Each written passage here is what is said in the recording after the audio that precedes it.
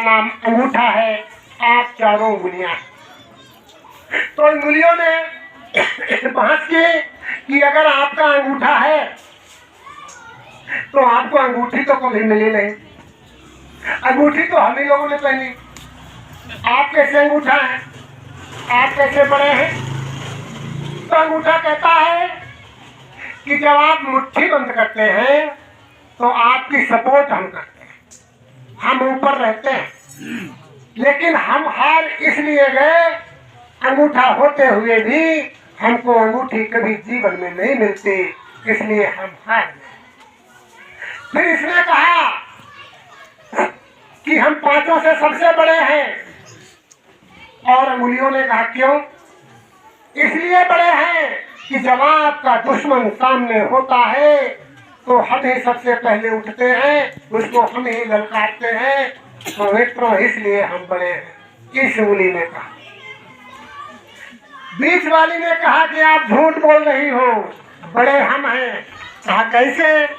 कहा कि आप नाप लो, आप देख लो, और जो अंधरा होगा ना वो भी उंगली को टटोल लेगा कि हम बड़े हैं। तो मित्रों बीच वाली उंगली सबसे बड़ी है, इसमें बहस करने की क्या आवश्यकता, हम ही तो सबसे बड़े हैं। उसके पड़ोस वाली क्या कहती है? आप लोग सब झूठ बोल रहे हो, सबसे बड़े तो हम हैं, अगर हम बड़े न होते तो हमको अंगूठी नहीं मिलती।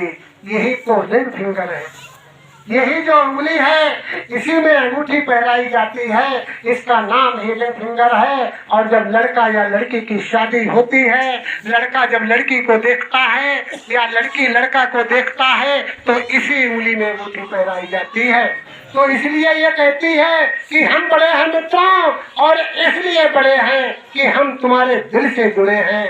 इन सबने कहा अगर तुम दिल से जुड़ी हो तो क्या हम लोग दिल से नहीं जुड़े हैं? यहाँ बिल्कुल सत्य है कि जो दिल का अंतःकरण, दिल का जो अंतःकरण है, उस अंतःकरण से तुम लोग नहीं जुड़ी हो, हम ही जुड़े हैं। कहा कैसे?